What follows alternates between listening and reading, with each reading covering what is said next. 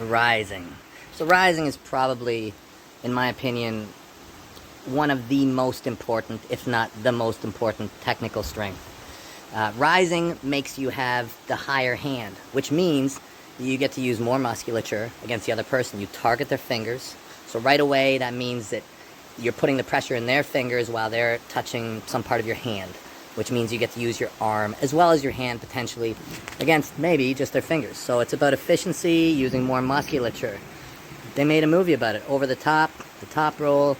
This is, in my opinion, one of the biggest parts of arm wrestling is winning the hand battle. And so much of that can be about rising. I equate the rise to the jab in boxing, where it's kind of the first thing you can kind of reach somebody with, and it sets up everything. The rise makes every single move that you do more powerful. If you have a good rise, every single technique will be better because of it. Even a flop wrist press. It's essential to some moves. Essential. So how I've done the rise has changed a little bit over the years. Part of the rise is the concept of not holding on. So when you're rising, you're really not holding on. You're trying to make the other person hold on to you in a pure rise. Now in arm wrestling, everything does work together. Now, over the years, my grip has changed a little bit when it comes to rising. So I still use a belt. Now, there's a couple ways that I rise. So sometimes when I'm doing more rehab style, I will wrap like this. And this is a very precise way to do your rising.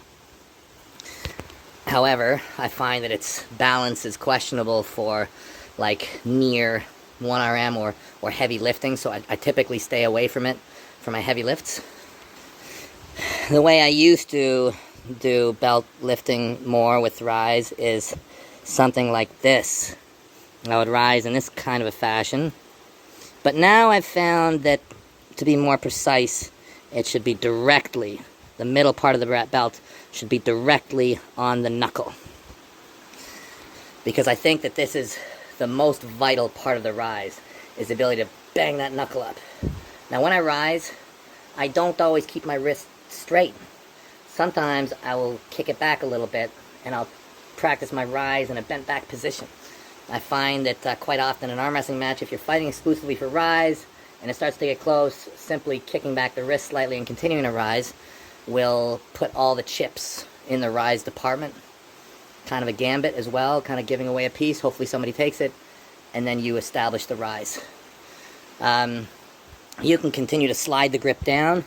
Okay, you see a lot of people doing lifts like this, okay, or really getting it down low, okay.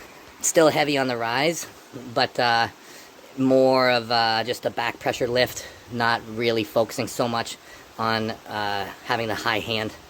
So, how's my rise look right now? 2023, I don't know what date it is. I don't know. Is it August? Yeah, I don't even know what month it is, hardly. 50, 60, 70. Oh, no, that's a 15, sorry. 50. Okay, the middle one's a 15. 50, 60, 75, 85, 90, 91, 25. So I was stuck at around, I don't have like a really good rise lift, even though I train it all the time. 91.25 is good. I'd say it's not great. Some people have way higher numbers. I work consistently. I've recently had like a 10-pound jump in it, which I'm super happy with. Anyways, this is it. Nice and slow, very precise, so I don't mess it up. Just stay on that rise hard.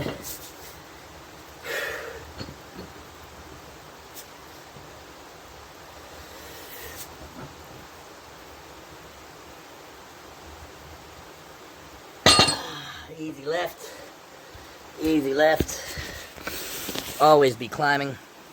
Efficiency, endurance, technical superiority, rise.